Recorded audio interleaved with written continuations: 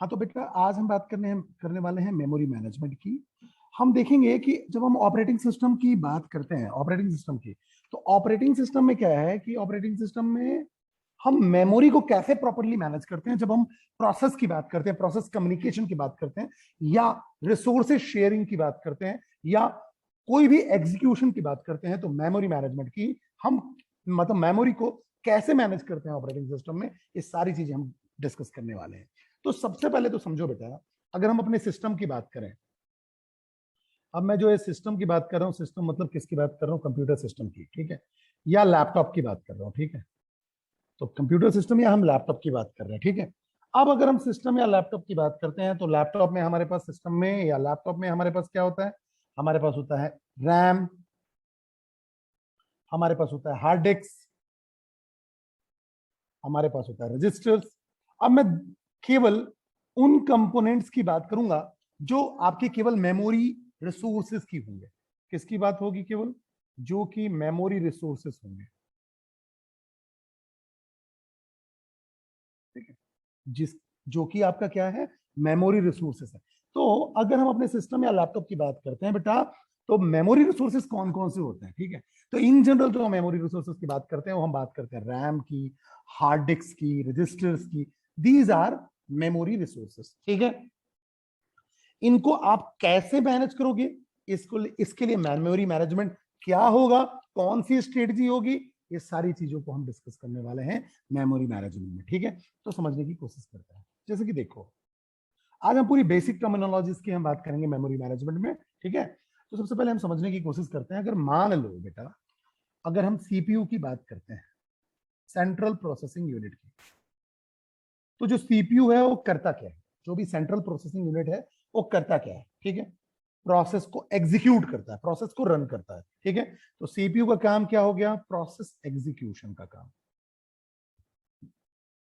ठीक है। चलिए, प्रोसेस एग्जीक्यूशन का, ठीक है। अब बात ये आती है कि मान लो हमारे पास प्रोसेसेस जो हैं वो आपके हो गए P1, P2, P3, P4, ऐसे करके हमारे पास n नंबर ऑफ प्रोसेसेस, ठीक है। अब हम पहले केस की बात करते हैं, केस वन समझने की कोशिश करते हैं आराम से, ठीक है। तो केस वन की हम बात करते हैं, ठीक है। अब हमारे पास प्रोसेसेस हैं, ठीक है, या मान लो प्रोग्राम है। अब प्रोग्राम जब एग्जीक्यूट होता है, इन एग्जीक्यूशन होता है, उसको हम प्रोसेसेस बोलते हैं, ये हमको पता है, ठीक है। तो जब भी कोई प्रोसेस होता है, प्रोसेस को क्या चाहिए होता है, सीपीयू चाहिए होता है, सेंट्रल प्रोसेसिंग यूनिट चाहिए होता है, ठीक है। और सेंट्रल प्रोसेसिंग यूनिट जैसे ही मिल जाता है, प्रोसेस एग्जीक्यूट हो जाता है, ठीक है। अब जो प्रोसेसेस होते हैं, अगर देखा जाए तो प्रोसेसेस से डायरेक्टली कनेक्टेड होता है आपका रजिस्टर्स, ठीक है। तो सबसे पहले हम बात करेंगे रजिस्टर्स की। तो सबसे पहले आ गया हमारा रजिस्टर्स, ठीक है, क्योंकि ये आपके सीपीयू से डायरेक्टली कनेक्टेड रहता है, ठीक है। तो टू वे कम्युनिकेशन है, तो इसलिए मैंने दोनों तरफ के डायरेक्शन का एरो खींचा हुआ है, ठीक है। फिर से या तो देखो, अगर जस्ट मिनट, तो मैंने क्या किया, टू वे कम्युनिकेशन को शो करने के लिए मैंने ऐसा, ये आपका क्या है, रजिस्टर्स है, ठीक है। तो ये आपका रजिस्टर्स हो गया, ठीक है। सीपीयू जो है आपके कैश मेमोरी के साथ भी कनेक्टेड रहता है, तो मैं यहां बोल देता हूं कैश मेमोरी। तो ये हमारा हो गया कैश मेमोरी,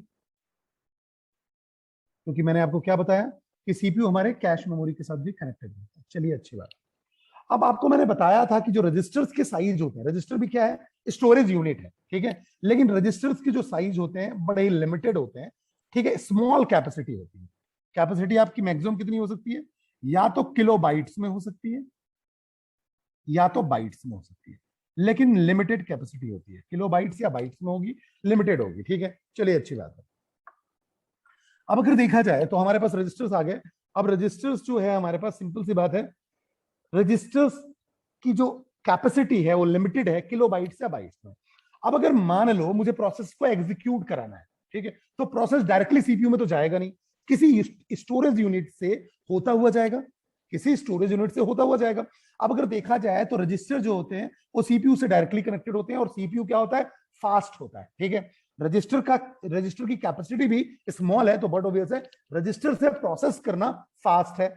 और साथ में सीपीयू से कनेक्टेड है तो और प्रोसेसिंग फास्ट हो जाएगी। इसीलिए सबसे पहले मैं बात करूंगा रजिस्टर्स की, कि रजिस्टर से अगर मैं प्रोसेस को एग्जीक्यूट कराऊं सीपीयू पे तो हमारा टाइम कम से कम लगेगा। ठीक है, तो मैं प्रोसेसेस को कहां रिसाइड कर सकता हूं? रजिस्टर्स में करा सकता हूं।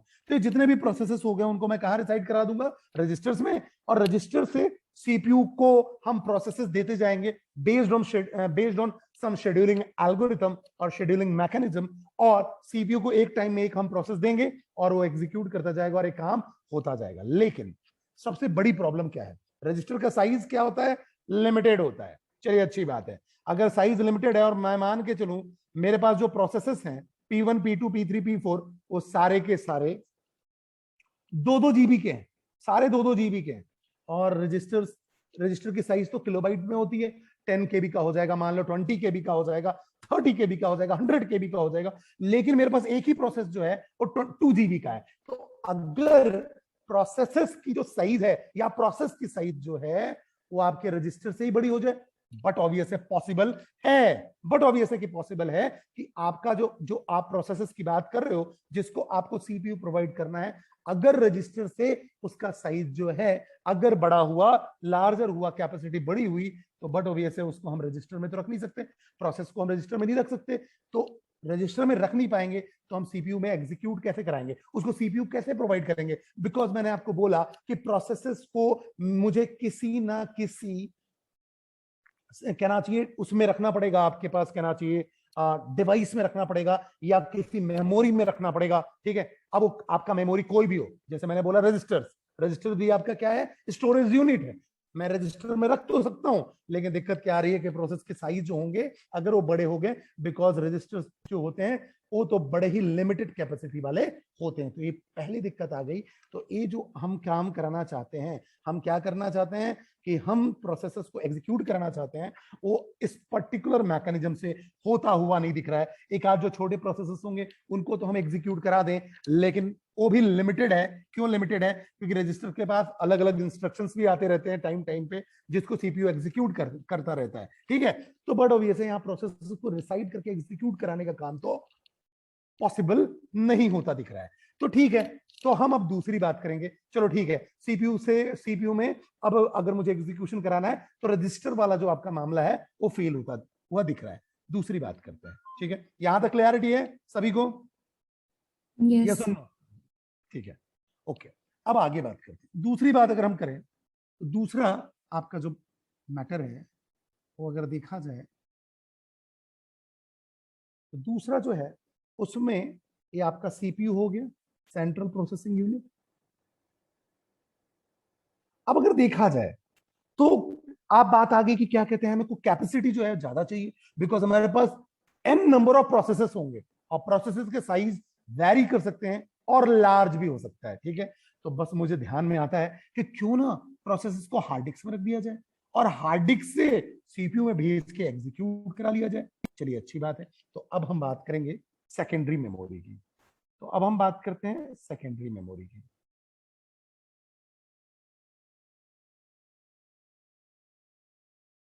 तो देखो, अब जब हम सेकेंडरी मेमोरी की बात करेंगे तो इस सेकेंडरी मेमोरी का मैं मान लेता हूं ये पार्टीशंस है जहां हमारे प्रोसेसेस रिसाइड करेंगे। सेकेंडरी मेमोरी या हार्ड डिस्क, आप कुछ भी बोल दो। तो एचडीडी हार्ड डिस्क की बात कर लें या सेकेंडरी मेमोरी की बात कर लें। अब यहाँ पास हमारे पास एन नंबर ऑफ प्रोसेसेस हो सकते हैं, बिकॉज अब हमारे पास सेकेंडरी मेमोरी की बात करें तो सेकेंडरी मेमोरी के पास साइज की कोई दिक्कत नहीं है। 1 टेराबाइट, 2 टेराबाइट, 3 टेराबाइट, आप कुछ भी ले लो, कोई फर्क नहीं पड़ता है। तो साइज की दिक्कत तो खत्म हो गई। ठीक है, अब यहाँ पास हमारे पास जो भी प्रोसेसेस हैं P1 P2 P3 ये हमारे यहाँ पास रिसाइड कर सकते हैं। एन नंबर ऑफ हमारे प्रोसेसेस हैं, ठीक है, जो कि यहाँ रिसाइड कर सकते हैं। ठीक है, अच्छी बात है।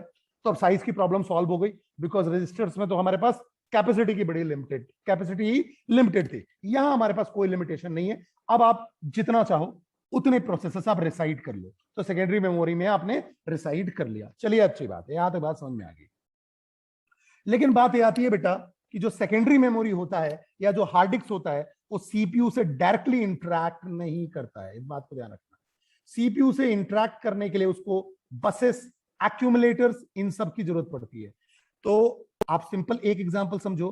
तो हम एक एग्जांपल समझते हैं कि अगर सीपीयू को अगर सीपीयू से हार्ड डिस्क को इंटरैक्ट करना है, कम्युनिकेट करना है, तो बसेस की मदद से कम्युनिकेट करना पड़ेगा। दूसरी बात अगर हम बात करें, दूसरी बात ये हमें समझ में आती है कि सेकेंडरी मेमोरी या हार्ड डिस्क की बात करें तो हार्ड डिस्क की जो कैपेसिटी है वो बहुत बड़ी है, larger capacity 1 terabyte, 2 terabyte, 3 terabyte, ये सब अवेलेबिलिटी है हमारे पास। तो दिक्कत क्या होती है, यहां से रीडिंग और राइटिंग ऑपरेशन परफॉर्म करना टाइम कंज्यूमिंग है, क्योंकि अब ये स्लो हो जाएगा। सीपीयू देखो फास्ट है और हार्ड डिस्क बड़ा ही स्लो है, बिकॉज उसकी कैपेसिटी बट ऑब्वियस है बहुत ही ज्यादा है, कैपेसिटी ज्यादा है, तो वहां से रीड और राइट कर पाना टफ है। ठीक है, दूसरा जो आपका हार्ड डिस्क है वो डायरेक्टली कनेक्टेड नहीं है सीपीयू से। ठीक है, उसको कम्युनिकेशन करने के लिए बसेस की मदद लेनी पड़ती है, एक्यूमुलेटर्स की मदद लेनी पड़ती है और बहुत सारी चीजें। ठीक है, जिसको हमको डिटेल में यहां डिस्कस करने की जरूरत नहीं है, लेकिन ये डायरेक्ट कम्युनिकेट नहीं कर पाता है, ये बात ध्यान रखना। तो सेकेंडरी मेमोरी या जिसको हम हार्ड डिस्क बोलते हैं उसमें टाइम ज्यादा लगेगा। ठीक है, जो हम रजिस्टर यूज कर रहे थे जहां से फास्टर एक्सेसिबिलिटी हो रही थी वहां साइज कम था। ठीक है, इसलिए हमने हार्ड डिस्क की बात की। अब यहां से डेटा उठाना, मतलब रजिस्टर से डेटा उठाना तो फास्ट है लेकिन साइज लिमिटेड हो गया, और हार्ड डिस्क से आप कितना भी डेटा स्टोर तो कर सकते हो लेकिन यहां से डेटा पिक करना, ठीक है, उसमें टाइम ज्यादा लगेगा। तो यहां पर्पज सॉल्व तो हो गया लेकिन टाइम बहुत ज्यादा लग रहा है। ठीक है, तो प्रोसेसेस जिसके साइज ज्यादा है उनको आप रजिस्टर में रख के काम ही नहीं कर पाओगे, काम तो आपको सेकेंडरी मेमोरी से करना पड़ेगा, लेकिन टाइम ज्यादा लग रहा है। तो बात ये आती है, ठीक है, अब इस कहना चाहिए इस प्रॉब्लम से बचने के लिए अब हमारे पास आया मेन मेमोरी का कंसेप्ट। ठीक है, तो इनके मिडिल में हम मेन मेमोरी को पुट कर देते हैं। ठीक है, अब मेन मेमोरी मतलब आप बोलोगे रैम। ठीक है, रैम की अगर आप बात करो तो आज के डेट में अगर हम बात करें तो रैम की जो आपके साइज की अवेलेबिलिटी है 4 GB, 8 GB, आप देखो तो मार्केट में 4 GB का है, 8 GB का आपको मिल जाएगा और 16 GB का भी अवेलेबल है। ठीक है, तो चलो रैम की हम बात करते हैं। यहाँ बीच में हमारा प्राइमरी मेमोरी है, तो प्राइमरी मेमोरी के भी मैं यहाँ पर मान लेता हूँ कि ये पार्टीशंस है जहां प्रोसेसेस होंगे। ठीक है, तो अब बात ये आ गई कि मैं क्या करूंगा, डायरेक्टली जो कनेक्शन है, जो कनेक्शन हम क्या कर रहे हैं, ये जो कनेक्ट कर रहे थे हम हार्ड डिस्क को सीपीयू के थ्रू, ये डायरेक्टली हम इंटरेक्ट ही नहीं कर पाएंगे। अब मैं क्या करूंगा, अब मैं अगर देखो तो अब मैं काम क्या करने वाला हूं, सिंपल अगर देखा जाए तो सबसे पहले मैं क्या करूंगा, जो भी प्रोसेस होगा वो प्रोसेस पिक कहां से होगा, प्रोसेस पिक होगा आपका सेकेंडरी डिवाइस से या हार्ड डिस्क से, और कहां चला जाएगा, रैम पे, और रैम पे। ठीक है, ये भी अगर आप देखो तो ये भी आपका बाई डायरेक्शनल है। ठीक है, बाई डायरेक्शनल है। ठीक है, बाई डायरेक्शनल कैसे है मैं अभी आपको बताऊंगा। ठीक है, तो अब आप क्या करोगे, सेकेंडरी मेमोरी से प्रोसेसेस को पिक करोगे और पिक करने के बाद एक टाइम पे आप किसी एक प्रोसेस को सीपीयू असाइन कर दोगे। ठीक है, और ये भी आपका बाई डायरेक्शनल होगा, ये भी आपका बाई डायरेक्शनल है। ये हो गया आपका प्राइमरी मेमोरी, प्राइमरी मेमोरी या इसको आप रैम बोल दो। ठीक है, रैंडम एक्सेस मेमोरी की हम बात कर रहे हैं। ठीक है, अब देखो, अब अगर सीपीयू को रैम से अगर रीड और राइट ऑपरेशन, सीपीयू को अगर रैम से कम्युनिकेशन करना पड़े तो फास्टर होगा, बिकॉज रैम की साइज लिमिटेड है। ठीक है, रैम की साइज लिमिटेड है और सीधी सी बात है रैम आपका प्राइमरी डिवाइस है। ठीक है, प्राइमरी डिवाइस है और जहां एग्जीक्यूशन हो रहा है वो बट ऑब्वियस है वो भी आपका प्राइमरी डिवाइस का ही पार्ट होगा, तो आपका एग्जीक्यूशन तो फास्ट हो गया। ठीक है, बस आपको करना क्या है, यहां हार्ड डिस्क से आपको पिक करके प्रोसेसेस को ले आना है। ठीक है, तो सीपीयू के लिए प्रोसेसेस सेकेंडरी मेमोरी से रैम में लाया गया और रैम से सीपीयू को मिला, तो अब डायरेक्ट कनेक्शन नहीं हो रहा है। ठीक है, अब आप डायरेक्टली कनेक्ट नहीं कर रहे हो। ठीक है, तो सेकेंडरी मेमोरी डायरेक्ट यहां पर कनेक्ट नहीं होता है क्योंकि सीपीयू की स्पीड बहुत फास्ट होती है। ठीक है, तो बट ऑब्वियस है अब यहां आपको क्या दिख रहा है कि रैम की अगर जितनी कैपेसिटी होगी, रैम की कैपेसिटी जितनी ज्यादा होगी उतने ही प्रोसेसेस हम इसमें रिसाइड कर सकते हैं, उतने ही प्रोसेसेस हम एक बार में यहां ला सकते हैं। तो बट ऑब्वियसली आप क्या किस पे कंसंट्रेट करते हो, रैम बढ़ाने पे, कैश बढ़ाने पे, रजिस्टर बढ़ाने पे कंसंट्रेट करते हो। लेकिन रैम की साइज बढ़ाना, कैश बढ़ाना या रजिस्टर बढ़ाना एक कॉस्ट बढ़ाना भी हुआ, इससे आपके सिस्टम की या लैपटॉप की कॉस्ट बढ़ जाएगी। ठीक है, उसकी कॉस्ट भी बढ़ जाएगी, बट ऑब्वियस है। तो अगर देखा जाए बेटा, ये जो मैं पूरा का पूरा फिनोमेना बता रहा हूं, ये मैंने स्टेट्स में आपको पढ़ाया हुआ था, याद करो।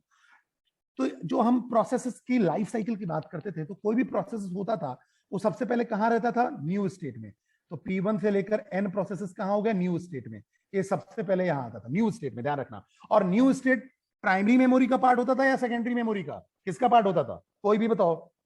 प्राइमरी मेमोरी का पार्ट होता था या सेकेंडरी मेमोरी का? न्यू स्टेट, याद करो। प्राइमरी।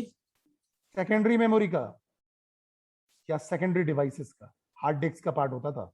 इसीलिए यहां कोई लिमिटेशन नहीं होती थी। भूल गए तुम लोग? याद करना। प्राइमरी रेडी और रन होते थे। हाँ हाँ, रेडी और रन होते थे, ठीक है। तो यहां ध्यान रखो कि जो न्यू होता था वो सेकेंडरी डिवाइस होता था, वहां हम एन नंबर ऑफ प्रोसेसेस रखते थे।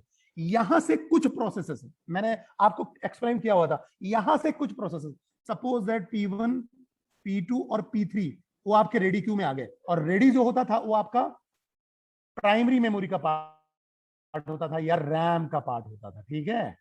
अब यहां पर आपके पास कुछ लिमिटेड, आपके पास कहना चाहिए प्रोसेसेस आ गए। लिमिटेड क्यों बोल रहा हूं?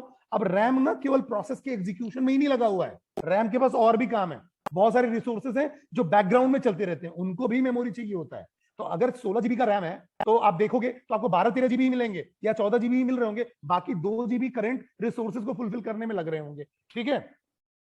तो जितना भी आपका रैम बच गया उसके अकॉर्डिंग उसने क्या किया? प्रोसेसेस को यहां एकोमोडेट कर लिया। तो यहां सबसे ज्यादा प्रोसेसेस होंगे बिकॉज ये हार्ड डिस्क है, ठीक है। यहां से कम प्रोसेसेस होंगे रैम में। क्यों? क्योंकि ये डिपेंड करेगा 4 जीबी का है, 8 जीबी का है, 16 जीबी का है, और आपके लिए अवेलेबल कितना है, उसके हिसाब से यहां प्रोसेसेस एकोमोडेट हो गए।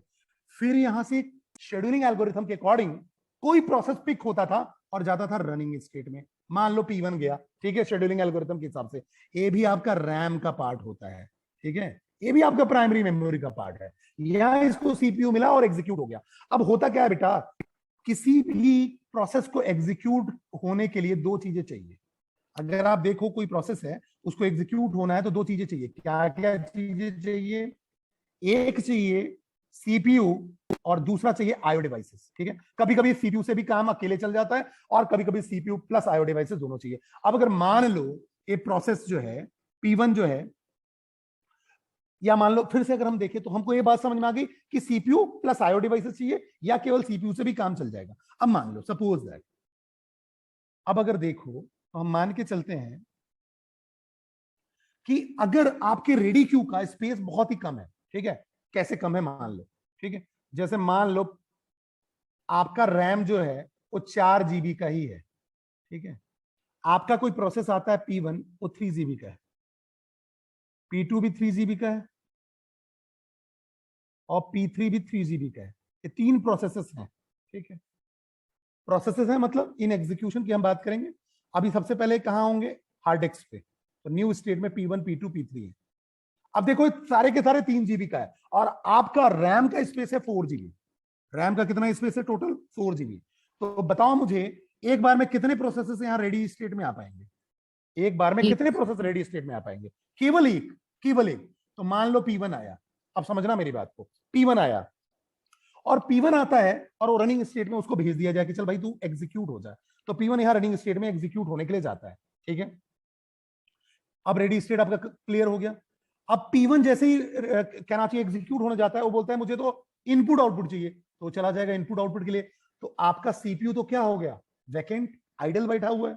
आइडल बैठा हुआ है ना, जबकि हमको CPU को मैक्सिमम बिजी रखना है। हमको CPU साइकिल्स वेस्ट नहीं करने हैं, मैक्सिमम बिजी रखना है। ये कब हो पाता? जब अगर हमारे पास रेडी क्यू में अगर प्रोसेसेस ज्यादा होते, P1 P2 P3 भी होता, ठीक है। तो मान लो P1 जैसे ही IO रिक्वेस्ट के लिए गया तो उतने ड्यूरेशन के लिए P1 को मौका मिल जाता, सॉरी उतने ड्यूरेशन के लिए P2 को मौका मिल जाता, उसको रैम मिल जाता, तो CPU का प्रॉपर यूटिलाइजेशन हो पाता। लेकिन दिक्कत क्या हो रही है? Because of the limited capacity of RAM, यहां एक बार में एक ही प्रोसेस रिसाइड कर पा रहा है, तो CPU का यूटिलाइजेशन आपका प्रॉपर नहीं हो पा रहा है, CPU प्रॉपरली यूटिलाइज नहीं हो पा रहा है, ठीक है। अब यहां जो प्रोसेस होता है देखो P1, ठीक है, वो वेट करता है, ये वेटिंग ब्लॉक में चला गया, ये भी आपका रैम का पार्ट था। लेकिन अगर मान लो वेटिंग ब्लॉक भी फुल हो जाए, बिकॉज ये तो रैम का पार्ट है, रैम फुल हो सकता है बिकॉज लिमिटेड कैपेसिटी है, टेराबाइट में नहीं है, जीबी में है, तो रैम फुल हो गया मान लो, ठीक है। तो आप क्या करते हो? उसको सस्पेंडेड वेट में भेज देते थे। सस्पेंडेड वेट किसका पार्ट होता है? हार्ड डिस्क का।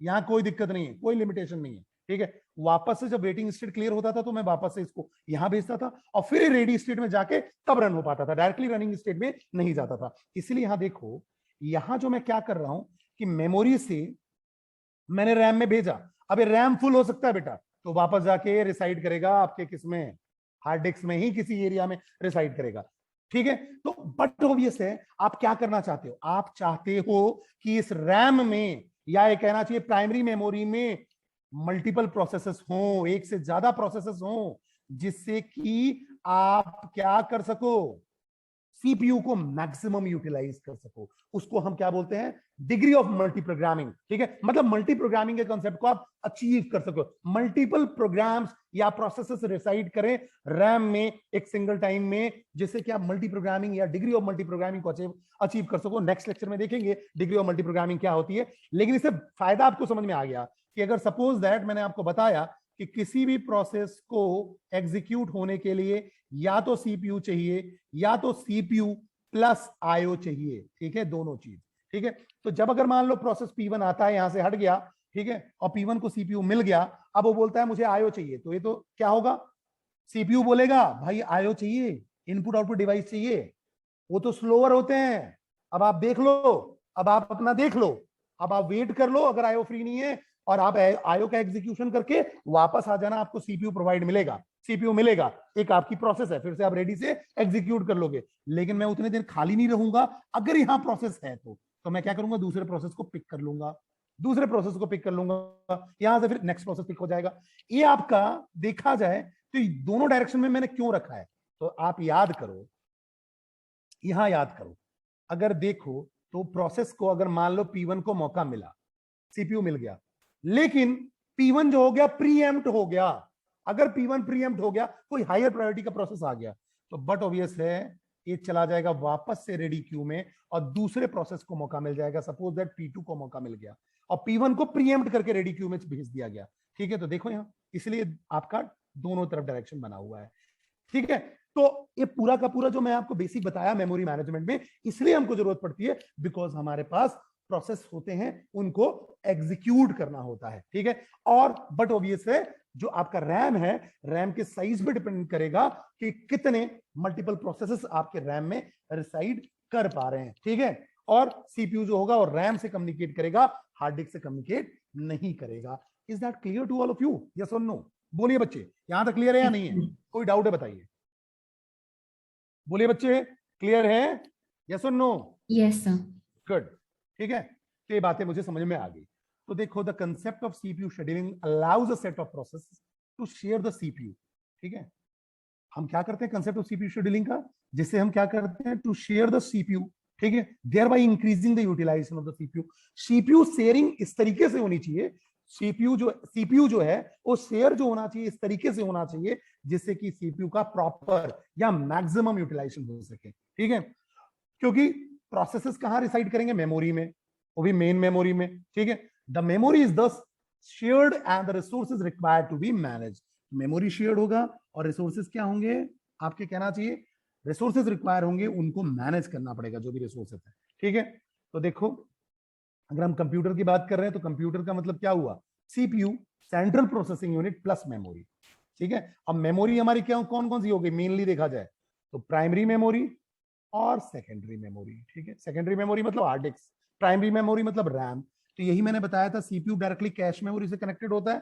फिर अगर देखा जाए तो सीपीयू आपका डायरेक्टली किससे कनेक्टेड है, मेन मेमोरी से, मेन मेमोरी सेकेंडरी मेमोरी से, यहां से मेन मेमोरी में जाएगा, बट ऑब्वियस है यहां थोड़ा सा स्पीड स्लो होगा, लेकिन ये सारे के सारे आपके प्राइमरी मेमोरी के पार्ट है, मेमोरी है, प्राइमरी मेमोरी है।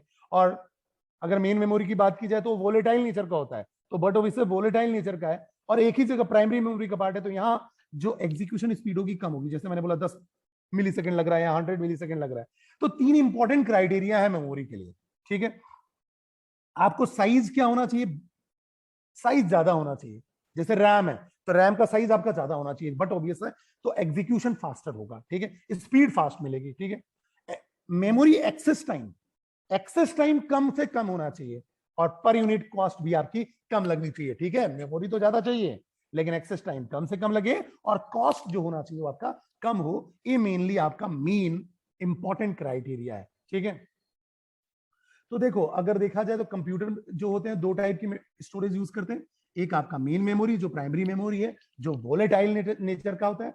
तो main memory temporarily stores data in instruction to be executed by the computer. Main memory क्या करता है, डेटा और इंस्ट्रक्शन को टेम्परली क्या करता है, एग्जीक्यूट करता है, ठीक है, परमानेंटली नहीं रखता वो, ठीक है। जैसे कि रैम, जैसे ही आपका सिस्टम स्टार्ट हुआ तो ऑपरेटिंग सिस्टम सबसे पहले रैम में जाता है, तभी तो आपका कंप्यूटर चालू हो पाता है, जो बूटिंग प्रोसेस है, ठीक है। तो the CPU retrieves the instruction from main memory and execute them. CPU क्या करता है, मेन मेमोरी से इंस्ट्रक्शन को रिट्रीव करता है और उसको एग्जीक्यूट करता है। फिर दूसरी बात करते हैं सेकेंडरी मेमोरी। सेकेंडरी मेमोरी का साइज ज्यादा होता है, ठीक है, मेन मेमोरी का कम होता है। तो main memory is usually too small to accommodate all the data and programs. अब सारे डेटा और प्रोग्राम को तो मेन मेमोरी में नहीं रख सकते हो, ठीक है, क्योंकि वो तो वोलेटाइल नेचर का भी है, दूसरा साइज भी लिमिटेड है। तो the information is stored in various secondary storage devices, जैसे कि magnetic disk, magnetic tape, hard disk, ठीक है। The part of operating system that manage the memory is called the memory manager. इस part को जो manage करता है, जो ऑपरेटिंग सिस्टम का पार्ट जो इस चीज को मैनेज करता है, उसको हम बोलते हैं मेमोरी मैनेजर, ठीक है। तो बैकग्राउंड की बात की जाए तो प्रोग्राम को परमानेंटली हम कहां स्टोर करते हैं, बैकिंग स्टोर में। कहां स्टोर करते हैं, बैकिंग स्टोर में। बैकिंग स्टोर मतलब हार्ड डिस्क में, ठीक है, या डिस्क में, ठीक है। For a program to be run in it must be brought from backing store into memory. किसी भी प्रोग्राम को अगर एग्जीक्यूट करना है तो हार्ड डिस्क से आपको रैम में लाना पड़ेगा या मेन मेमोरी में। Main memory and register are the only storage device the CPU can access directly. मैंने आपको पहले ही बताया, मेन मेमोरी डायरेक्टली कनेक्टेड होता है, रजिस्टर्स डायरेक्टली कनेक्टेड होता है, ठीक है, जहां से सीपीयू उसको डायरेक्टली एक्सेस कर लेता है। Memory unit only sees a stream of addresses plus read request. Memory unit क्या देख सकते हैं, एड्रेस देख सकते हैं, रीड रिक्वेस्ट देख सकते हैं, address plus data and write request भी देख सकते हैं, ठीक है। Register access is done in one CPU clock or less. Register की जो एक्सेसिंग होती है, एक सीपीयू क्लॉक लगेगा या एक सीपीयू साइकिल लगेगा या उससे कम लगेगा, ठीक है। Main memory can take many cycles causing a stall. Main memory के पास आपके पास बहुत सारे साइकिल्स होते हैं, ठीक है, जिसमें आप कॉन्करेंटली प्रोसेसेस को लाते जाते हो, जिसको हम स्टॉल भी बोलते हैं। कैश मेमोरी जो होता है sits between main memory and CPU registers. Cache memory कहां होता है, सीपीयू रजिस्टर्स और मेन मेमोरी के बीच में होता है, स्पीड को फास्ट रखने के लिए, ठीक है। Protection of memory is required to ensure correct operation. हमें प्रोटेक्शन भी चाहिए जिससे कि हम करेक्ट ऑपरेशन परफॉर्म कर पाए। प्रोटेक्शन हम आगे पढ़ेंगे, ठीक है, तो उसको डिटेल में मैं आपको बताऊंगा। एक चीज और जो बच गई यहाँ, अगर यहाँ देखा जाए तो यहाँ पास डिफरेंट एड्रेसेस भी होते हैं, ठीक है। जैसे अगर मेन मेमोरी की बात करो तो मेन मेमोरी में जो प्रोसेसेस रिसाइड करेंगे उनका जो एड्रेस होगा वो आपका फिजिकल एड्रेस कहलाता है। उसको हम क्या बोलते हैं, फिजिकल एड्रेस। यहाँ एड्रेस होता है, फिजिकल एड्रेस होता है। यहां बात करोगे तो उसको हम लॉजिकल एड्रेस बोलते हैं। यहाँ एड्रेसेस जो होंगे वो कैसे होंगे, लॉजिकल एड्रेस होंगे, ठीक है। तो यहां तक आप देखो तो चीजें आपको क्लियर हो गई होंगी, ठीक है। यहां तो कोई डाउट तो नहीं है, थैंक यू।